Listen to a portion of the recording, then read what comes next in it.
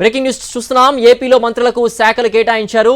చంద్రబాబుకి సాధారణ పరిపాలన, శాంతి భద్రతలు, అలాగే పవన్ కళ్యాణ్కి పంచాయతీరాజ్, గ్రామీణాభివృద్ధి, లోకేష్కి మానవ వనరులు, ఐటీ కమ్యూనికేషన్స్, ఇక మిగతా వారి శాఖలు కూడా అందాల్సి ఉంది. ముఖ్యంగా చూస్తున్నాం ఏపీలో మంత్రులకు శాఖలు కేటాయించారు. చంద్రబాబుకి ముఖ్యమంత్రి హోదాతో పాటుగా సాధారణ పరిపాలన, శాంతి భద్రతలను తన వంతే ఉంచుకున్నారు. అలాగే పవన్ కళ్యాణ్కి పంచాయతీరాజ్, గ్రామీణాభివృద్ధి శాఖల్ని కేటాయించారు.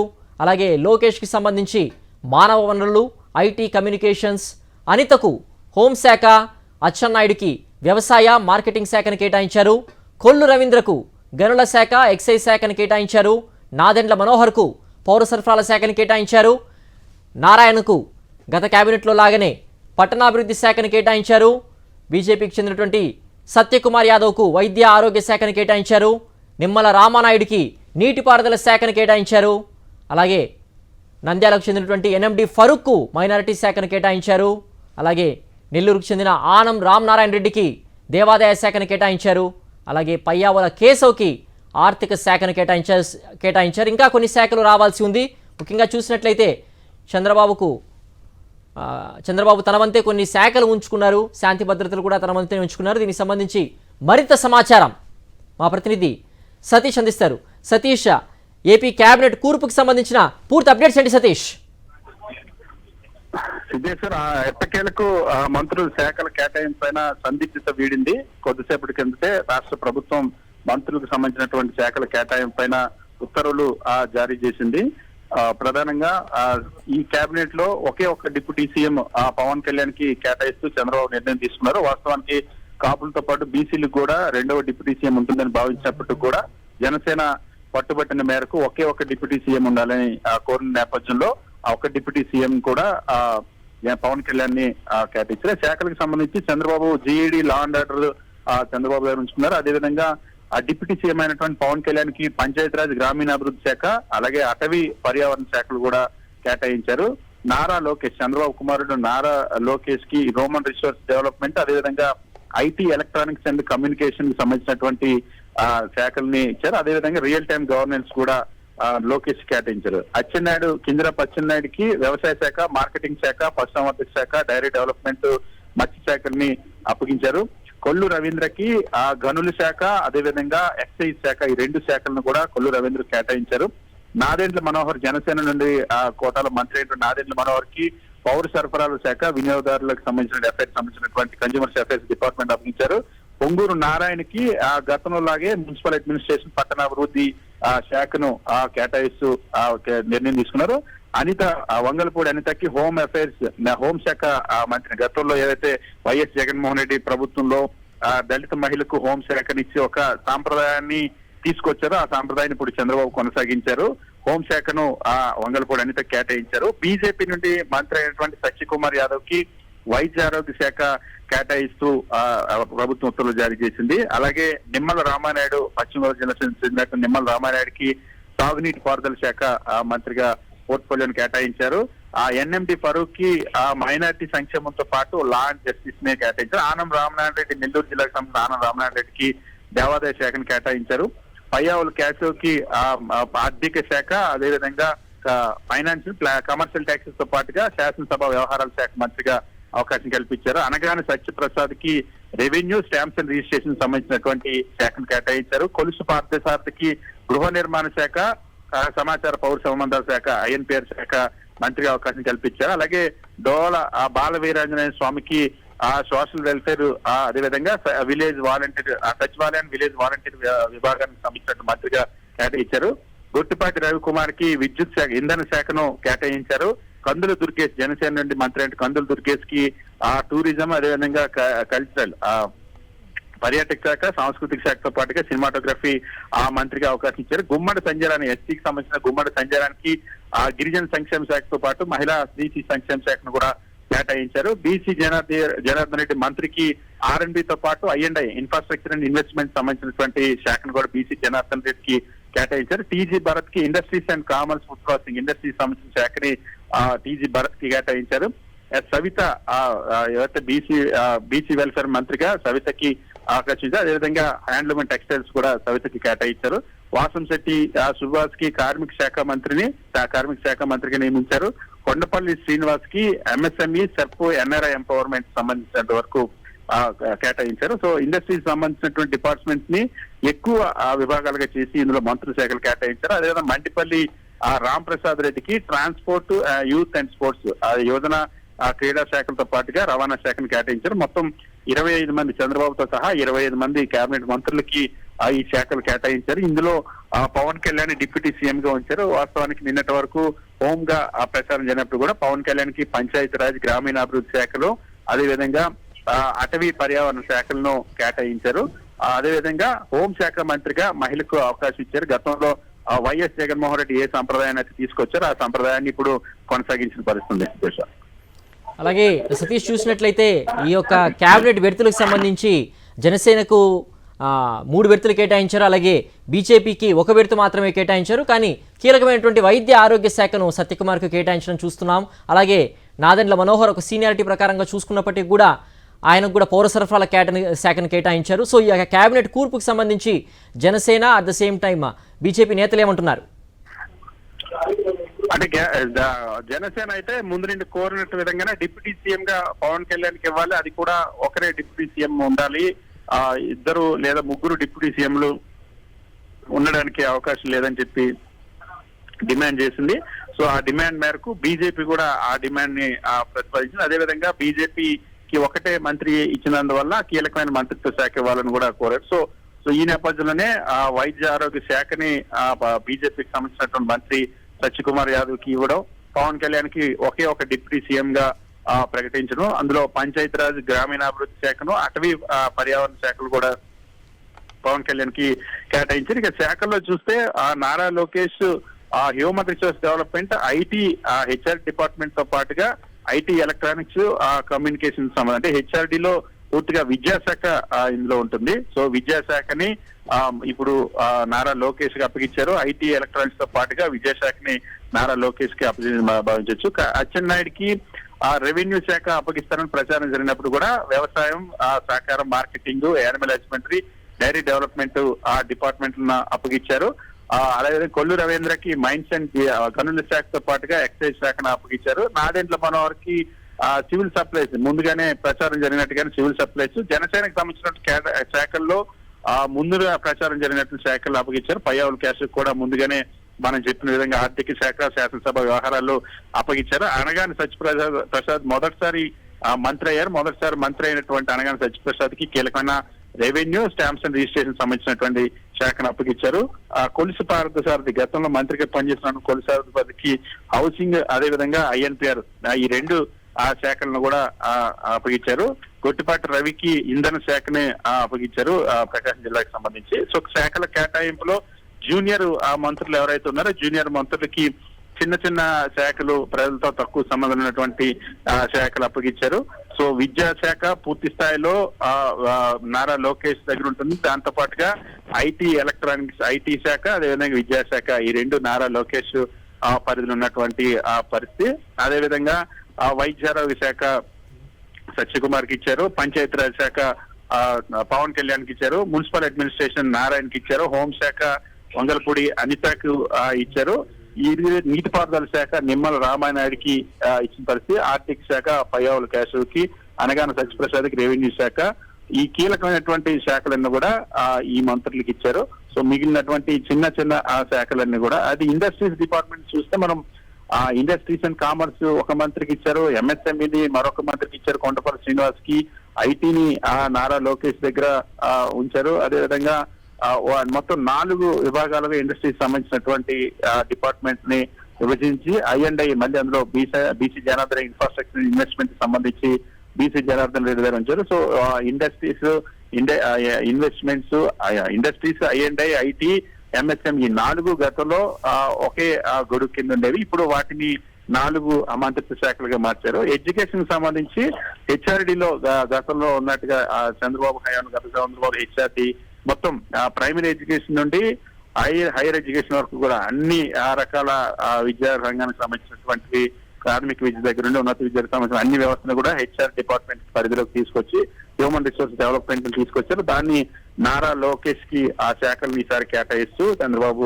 నిర్ణయం తీసుకున్నారు. కొద్దిసేపటి కిందటే ఉత్తర్వులు వచ్చాయి. సో రాబోయేటువంటి 2-3 రోజుల్లో ఈ శాఖ మంత్రులు ఆ శాఖ మంత్రులుగా బాధ్యతలు చేపట్టనున్నారు. సిద్ధేష్, అలాగే సీనియర్లు అయ్యన్న పాత్రుడు కానివ్వండి, లేకపోతే ఇక్కడ పరిటాల కుటుంబం అనంతపురంకి సంబంధించి కూడా చూసినట్లయితే వీళ్ళకు శాఖల్లో కేటాయించలేకుండా మంత్రివర్గంలో కూడా స్థానం కల్పించలేదు. సీనియారిటీ ప్రిఫరెన్స్ కంటే కూడా యువకులకే ఎక్కువగా క్యాబినెట్లో చోటు దక్కింది. మరి సీనియర్స్ ఏమంటున్నారు ఈ యొక్క క్యాబినెట్ కూర్పుకి సంబంధించి? సతీష్, సీనియర్లు ఇప్పటికే కేబినెట్ కి సంబంధించి చాలా క్లియర్ గా దీంట్లో ఉన్నటువంటి ఏవైతే మంత్రి పదవుల కోసం ఎదురు చూశారు సీనియర్లు అందరూ కూడా, అనేక మంది సీనియర్లకి మంత్రి పదవులు రాకపోవడం, కొంత అసంతృప్తి వ్యక్తం చేయడం. ఆ సీనియర్ మంత్రులు కొన్ని చోట్ల అయితే ఇప్పుడు పితాని సత్యనారాయణకి మంత్రి పదవి ఇవ్వాలంటూ ఆ సామాజిక వర్గం, గౌడ సిట్టిపల్లి సామాజిక వర్గానికి సంబంధించినటువంటి నాయకులంతా కూడా డిమాండ్ చేస్తున్నటువంటి పరిస్థితి ఉంది. అదే విధంగా మిగిలినటువంటి ఎవరైతే అటు కోట్ల సూర్యప్రకాష్ రెడ్డికి మంత్రి పదవి ఇవ్వడం, అదే మరొక శ్రీకాకుళంలో కాలింగులకి ప్రాతినిధ్యం ఇవ్వలేదని చెప్పి కాలింగులు కూడా ఇవాళ ప్రెస్ మీట్లు పెట్టి డిమాండ్ చేస్తున్నటువంటి పరిస్థితి. సో సీనియర్ లీడర్లు అన్ని జిల్లాల్లో ఉన్నట్టు అక్కడ కళా వెంకటరావు గాని, అయ్యన్న పాత్రుడు గాని, అదేవిధంగా కోన రవికుమార్ గాని, అటు జ్యోతి నెహ్రూ గాని, చినరాజప్ప గాని, వీళ్ళంతా కూడా మంత్రి పదవులు ఆశించారు. అదేవిధంగా పితాని సత్యనారాయణ మంత్రి పదవి ఆశించారు. పితాని సత్యనారాయణకి మంత్రిగా అవకాశం రాలేదు. కృష్ణా జిల్లాకు సంబంధించినంత వరకు శ్రీరామ్ తాతయ్య మంత్రి పదవి ఆశించారు. అదేవిధంగా సుజనా చౌదరి కూడా మంత్రి పదవి ఆశించారు. కామినేని శ్రీనివాస్ కూడా మంత్రి పదవి ఆశించారు. కానీ మంత్రిగా అవకాశం రాలేదు. అటు పల్నాడు జిల్లాలో ఉన్నటువంటి ఎరపతినేని శ్రీనివాస్ గాని, అదేవిధంగా జీవి ఆంజనేయులు గాని, ఇతర మంత్రులంతా, ఇతర ఎమ్మెల్యేలంతా కూడా మంత్రి పదవి ఆశించినా సరే వాళ్ళకి మంత్రులుగా అవకాశం రాలేదు. సో ఈసారి ఎక్కువ మంది 17 మంది పూర్తిగా కొత్త వారికి కేబినెట్ లోకి తీసుకున్నటువంటి పరిస్థితి. 17 మంది మంత్రులు కూడా కొత్త వారు కావడం వల్ల, కొత్త వారికి అవకాశం ఇచ్చిన వల్ల సీనియర్ లీడర్లు అందరికీ అయితే అటు రాయలసీమ ప్రాంతంలో ఆదినారెడ్డి బీజేపీ నుండి ఎక్స్పెక్ట్ చేశారు, మంత్రి పదవి రాలేదు. కర్నూలు నుండి కోట్ల సూర్యప్రకాష్ రెడ్డి ఖచ్చితంగా మంత్రి పదవి వస్తుందని భావించారు, కానీ కోట్ల సూర్యప్రకాష్ రెడ్డి కూడా మంత్రి పదవి రాలేదు. అనంతపురం నుండి పరిటాల సునీత, కాలువ శ్రీనివాసులు మంత్రి పదవి ఆశించారు, వాళ్ళకు కూడా మంత్రి పదవి రాలేదు. చిత్తూరు నుండి అమర్నాథ్ రెడ్డికి మంత్రి పదవి రాలేదు. సో కీలకమైనటువంటి నెల్లూరులో కూడా ఉన్నటువంటి కోటమిరెడ్డి శ్రీధర్ రెడ్డి దగ్గర నుండి రామకృష్ణ వరకు కూడా మంత్రి పదవి ఆశించారు, కూడా మంత్రి పదవి రాదు. సో ఉన్న వాళ్ళలో ఎక్కువ మంది కొత్త వాళ్ళకి ఇవ్వడం, 17 మంది కొత్త వాళ్ళకి ఇచ్చినప్పుడు సీనియర్లు అయితే మంత్రి పదవి రాలేదన్న ఒక అసంతృప్తి ఉంది. కానీ దీనికి చంద్రబాబు పూర్తి విచక్షణకు సంబంధించిన నిర్ణయం కాబట్టి ఇప్పటివరకు ఎవరైతే విభేదిస్తూ ఎవరు కూడా ఇప్పటివరకు మంత్రులు ఎవరు కూడా ఎమ్మెల్యేలు ఎవరు కూడా మాట్లాడలేదు. సో పార్టీ తీసుకున్న నిర్ణయం కాబట్టి కొత్త వారికి ఇచ్చారు, అవకాశం ఇచ్చారని చెప్తున్నటువంటి పరిస్థితి. అత్యధిక మెజారిటీ ఎమ్మెల్యే సీట్లు కైవసం చేసుకోవడం కారణంగానే చంద్రబాబు ఇట్లాంటి కేబినెట్ కూర్పుకు సీనియర్లు పక్కన పెట్టారనుకోవచ్చా సతీష్? ఖచ్చితంగా ఏదైతే ఇప్పుడున్నటువంటి ఎమ్మెల్యేలు అదే అభిప్రాయం తెలుగుదేశం పార్టీకి సంబంధించిన భారీ మెజారిటీలు రావడం కాకుండా అత్యధికంగా నెంబర్ దాదాపుగా 164 మొత్తం కూటమికి రావడం, అందులో టీడీపీకి కూడా అత్యధికంగా మంత్రి పదవులు వచ్చిన ఎమ్మెల్యే సంఖ్య వచ్చిన నేపథ్యంలో పూర్తి స్వేచ్ఛగా నిర్ణయం తీసుకున్నారు. అందుకనే సీనియర్లు ఈసారి పక్కన పెట్టారని చెప్తున్నారు. వివిధ కోణాల్లో, సామాజిక కోణాల్లో కూడా కొన్ని సామాజిక వర్గాలకు పూర్తిగా మంత్రివర్గంలో చోటు కూడా లేనటువంటి పరిస్థితి. అటు బోయ సామాజిక వర్గం కానీ, కాళింగ సామాజిక వర్గం కానీ, క్షత్రియ సామాజిక వర్గం కానీ, బ్రాహ్మణ సామాజిక వర్గం, ఇటువంటి సామాజిక వర్గాలకి పూర్తిగా మంత్రివర్గం స్థానం కూడా లభించలేదు. అయినప్పటికీ కూడా అత్యధికమైన నెంబర్ ఉంది కాబట్టి ఖచ్చితంగా పూర్తి స్వేచ్ఛగా నిర్ణయం తీసుకోగలిగారు. సో సీనియర్లందరికీ కూడా మరి ఏ విధంగా తర్వాత భవిష్యత్తులో లేదా మళ్ళీ 2.5 సంవత్సరాల తర్వాత ఏమైనా మళ్ళీ మంత్రివర్గ విస్తరణ చేస్తారా, అప్పుడు వారికి న్యాయం చేస్తారా నాకు హోప్ తో ఉన్నారు. ఇంకా కొంతమంది సీనియర్ ఇప్పుడు స్పీకర్ ఎన్నికకి సంబంధించి కూడా సీనియర్లు పోటీ పడతా ఉన్నారు. బుచ్చయ్య చౌదరి గాని, కళా వెంకటరావు గాని, అయ్యన్న పాత్రుడు గాని, రఘురామ కృష్ణరాజు, వీళ్ళంతా కూడా అటు కన్నా లక్ష్మణ్, వీళ్ళంతా కూడా కీలకమైనటువంటి స్పీకర్ పదవి కోసం కూడా ఆశిస్తా ఉన్నారు. సో ఈ ఈక్వేషన్స్ ని ఎలా హ్యాండిల్ చేస్తారని భవిష్యత్తు. ప్రస్తుతం ఇచ్చినటువంటి శాఖల్లో మనం చూస్తే పవన్ కళ్యాణ్ కి హోంశాఖ అని ప్రచారం జరిగినప్పుడు కూడా పంచాయతీరాజ్, రూరల్ డెవలప్మెంట్ శాఖను కేటాయించారు. నారా లోకేష్ కి విద్యాశాఖ, అదేవిధంగా ఐటీ ఎలక్ట్రానిక్స్ ఇచ్చారు. అచ్చెన్నాయుడికి వ్యవసాయ శాఖ, marketing, animal husbandry, dairy development శాఖలు ఇచ్చారు. కొల్లి రవీంద్రకి మైన్స్ అండ్ జియాలజీ ఇచ్చారు. నాదెండ్ల మనోహర్కి సివిల్ సప్లైస్ ఇచ్చారు. నారాయణకు మున్సిపల్ శాఖ ఇచ్చారు. అనితకు హోంశాఖను ఇచ్చినట్టు పరిస్థితుంది. సత్యకుమార్ కు వైద్య ఆరోగ్య శాఖ ఇచ్చారు.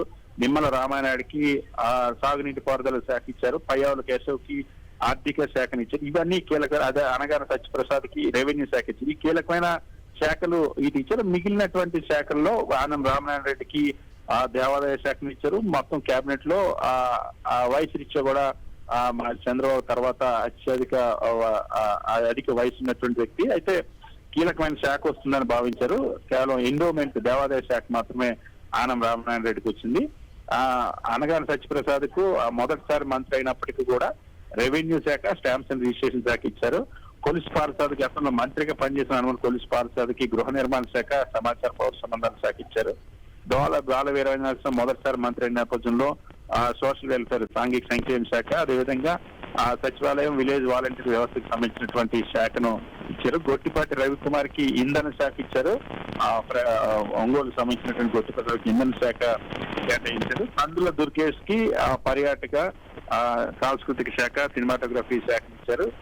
సినిమాటోగ్రఫీ సినీ రంగం వచ్చిన పవన్ కళ్యాణ్ ఉన్నటువంటి జనసేన పార్టీకి సినిమాటోగ్రఫీ మంత్రిత్వ శాఖను కూడా కేటాయించారు. గుమ్మడి సంజయ్ రాణి కూడా తొలిసారి మంత్రి అయినటువంటి నేపథ్యం. గతంలో ఎమ్మెల్సీగా పనిచేశారు. మొదటిసారి ఎమ్మెల్యే ఎన్నికే మంత్రి అవుతున్న గిరిజన సంక్షేమ శాఖతో పాటుగా మహిళా బీసీ సంక్షేమ శాఖ కూడా గుమ్మడి సంజయ్ రాణికి ఇచ్చారు. బీసీ జనార్దన్ రెడ్డికి R&B రోడ్లు భవనాల శాఖ, అదేవిధంగా I&I ఇన్ఫ్రాస్ట్రక్చర్ పెట్టుబడులు మౌలిక వసతుల శాఖను బీసీ జనార్దన్ రెడ్డికి ఇచ్చారు. టీజీ భరత్ కి పారిశ్రామికవేత్తల నేపథ్యంలో ఇండస్ట్రీస్, కామర్స్, ఫుడ్ ప్రాసెసింగ్ సంబంధించిన శాఖ ఇచ్చారు. సో శాఖల కేటాయింపులో సీనియర్లు మొదటిసారి మంత్రి అయిన వారికి అధిక ప్రాధాన్యత శాఖల కేటాయింపులో కూడా ఇవ్వడం అనేది ఈ కేబినెట్ లో ప్రత్యేకంగా మనం చెప్పొచ్చు.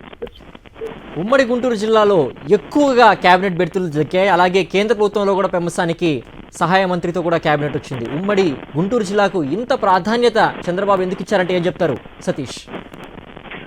వాస్తవానికి అత్యధిక నియోజకవర్గాలు ఉన్నటువంటి జిల్లాల్లో ఉమ్మడి గుంటూరు జిల్లా కూడా ఒకటి. దాదాపు 17 అసెంబ్లీ నియోజకవర్గాలు. అయితే ఇక్కడ కేబినెట్ కూర్పులో మాత్రం అక్కడ ప్రాంతాల మధ్య సమన్వయం లోపించిందనే తెలుగుదేశం పార్టీ వర్గాలు భావిస్తే మొత్తం గుంటూరు పార్లమెంట్ పరిధిలోనే మంత్రి పదవులు అయితే పల్నాడు ప్రాంతంలో ఒకరికి కూడా మంత్రి పదవి ఇవ్వలేదు. ఉన్నటువంటి మంత్రుల్లో నారా లోకేష్, అదేవిధంగా నాదెండ్ల మనోహర్ ఇద్దరు కూడా గుంటూరు పార్లమెంట్ పరిధిలో ఉంటారు. అదేవిధంగా ఎవరైతే అనగాన సత్యప్రసాద్ రేపల్లి ఎమ్మెల్యే, బాపట్ల పార్లమెంట్ పరిధి, పల్నాడు పార్లమెంట్ పరిధిలో ఒకరికి కూడా, పల్నాడు జిల్లా పరిధిలో ఒకరికి కూడా మంత్రిగా అవకాశం లేదు. అనంతపురం సంబంధించి కూడా ఉమ్మడి అనంతపురంలో 2 తెలుగుదేశం పార్టీ, ఒక బీజేపీ ఎమ్మెల్యేలకు మంత్రులు ఇచ్చారు. మొత్తం 3 మంత్రి పదవులు కూడా ఉమ్మడి అనంతపురంలో ఒకరికే అనంతపురంలో ఇచ్చారు. అత్యధికంగా 14 నియోజకవర్గాలు ఉన్నటువంటి ఉమ్మడి అనంతపురానికి 3 మంత్రి పదవులు ఇచ్చారు. చిత్తూరు జిల్లాకు సంబంధించి ఒకరు కూడా మంత్రిగా ఇవ్వలేదు. చంద్రబాబు నాయుడు అదే జిల్లాని ఉన్న నేపథ్యంలో మంత్రిగా అవకాశం లేదు. సో ఈ శాఖల కేటాయింపుకు సంబంధించి వివిధ జిల్లాల్లో, కొన్ని జిల్లాల్లో సమతుల్యత కూడా లోపించిందని చెప్తాను. కొన్ని ప్రాంతాల్లో సామాజిక వర్గాల సమతుల్యత కూడా లోపించింది చెప్తా ఉన్నారు. తూర్పు పశ్చిమ గోదావరి జిల్లాల్లో దళిత ఎమ్మెల్యేలకు ఎవరికి కూడా మంత్రిగా అవకాశం రాలేదు. చరిత్రలో ఎప్పుడు కూడా ఇటువంటి విధంగా జరగలేదని రాజకీయ వర్గాలు చెప్తా ఉన్నాయి. ఒక తూర్పు పశ్చిమ గోదావరి, తూర్పు పశ్చిమ, ఉమ్మడి తూర్పు గోదావరి, పశ్చిమ గోదావరి, ఉమ్మడి కృష్ణా, గుంటూరు, ఈ 4 జిల్లాల్లో అత్యధికంగా దళిత సామాజిక వర్గానికి సంబంధించిన జనాభా ఉన్నప్పటికీ కూడా ఈ 4 జిల్లాల నుండి కూడా దళితులకి ఎవరికి కూడా అవకాశం రాలేదు. విశాఖ జిల్లాకు సంబంధించినటువంటి వంగలపూడి అనిత, అదేవిధంగా ఉమ్మడి ప్రకాశం జిల్లాకు సంబంధించినటువంటి కొండేపి ఎమ్మెల్యే 3 సార్లు ఎమ్మెల్యే గెలిపిన నేపథ్యంలో బాల వీరేంద్ర స్వామికి మంత్రిగా అవకాశం ఇచ్చారు. సో బీసీ మొత్తం కేబినెట్ కూర్పులో కూడా ఆ అగ్ర కులాలకు సంబంధించి అత్యధికంగా అగ్రతాంబూలం లభించిందని చెప్పొచ్చు. కమ్మ, కాపు, అదేవిధంగా రెడ్డి సామాజిక వర్గాలు, వైశ్య, ఈ సామాజిక సంబంధించి 4 సామాజిక వర్గాలకు సంబంధించి అత్యధికంగా 13 మంత్రి పదవులు, బీసీ, ఎస్సీ, ఎస్టీ, మైనార్టీలు ఈ కలిపి 12 మంత్రి పదవులు కేబినెట్ లో 12 కోట్ల పరిస్థితి. సో శాఖల కేటాయింపుల్లో కూడా మనం చూస్తే చంద్రబాబు, పవన్ కళ్యాణ్, నారా లోకేష్, అదేవిధంగా నాదెండ్ల మనోహర్, నారాయణ, నిమ్మల రామానాయుడు, ఆనం రామనారాయణ రెడ్డి, పయ్యావుల కేశవ్, వీళ్ళందరికీ కూడా గొట్టిపాటి వీళ్ళందరికీ కీలకమైనటువంటి శాఖలు. బీసీ జనార్దన్ రెడ్డి, టీజీ భరత్, మొత్తం ఆ శాఖల కేటాయింపుల్లో కూడా అగ్రకులాలకు సంబంధించినటువంటి మంత్రులకు ఎవరైతే ఉన్నారో వాళ్ళకి అత్యంత ప్రాధాన్యమైనటువంటి కీలకమైనటువంటి శాఖలు, అత్యధికంగా నిధులు ఉండేటువంటి శాఖలు కూడా కేటాయించారు. సో మంత్రివర్గ కూర్పులో ఏ విధంగా అయితే వ్యవహరించారో ఆ శాఖల కేటాయింపులో కూడా చంద్రబాబు అలాగే వ్యవహరించారు. సో తన ఆ టీంలో మొత్తం 17 మంది కొత్త మంత్రులు ఉన్నారు. కొత్త మంత్రులకి శాఖలు, కీలకమైన శాఖలు కూడా కేటాయించారు. అయితే ఈసారి ఆ మంత్రివర్గంలో డిప్యూటీ సీఎం మాత్రం ఒకటే ఉంది. తెలంగాణ ఫార్ములా లాగా తెలంగాణలో ఏ విధంగా అయితే ఒకే ఒక డిప్యూటీ సీఎం నియమించారు, ఇక్కడ ఆంధ్రప్రదేశ్ లో కూడా చంద్రబాబు కేబినెట్ లో ఒకే ఒక డిప్యూటీ సీఎం ఇచ్చారు. 2014-19 పోలిస్తే 2014-19 ప్రభుత్వంలో చంద్రబాబు కేబినెట్ లో ఇద్దరు డిప్యూటీ సీఎంలు ఉన్నారు. ఒకరి కాపు, ఒకటి బీసీ సామాజిక వర్గాలకు అప్పట్లో ఇచ్చారు. ఈసారి మాత్రం ఒక్క పవన్ కళ్యాణ్ కి మాత్రమే డిప్యూటీ సీఎం గా ఇచ్చారు.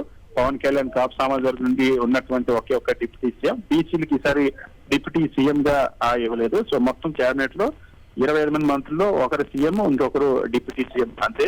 సో పవన్ కళ్యాణ్ సంబంధించిన శాఖ కూడా పంచాయతీరాజ్ గ్రామీణాభివృద్ధి శాఖ ఇచ్చారు. హోంశాఖ ప్రజాను హోంశాఖను వంగల్పూడి అనితకు కేటాయించారు. వంగల్పూడి అనిత మొదటిసారి మంత్రి అయినటువంటి మొదటిసారి మంత్రి హోంశాఖ ఇచ్చారు. గతంలో వైఎస్ జగన్మోహన్ దళిత మహిళకు ఇచ్చినటువంటి నేపథ్యంలో ఇప్పుడు ఆ సాంప్రదాయాన్ని చంద్రబాబు కూడా అనివార్యంగా కొనసాగించాల్సిన పరిస్థితి వచ్చింది. ఓకే సతీష్.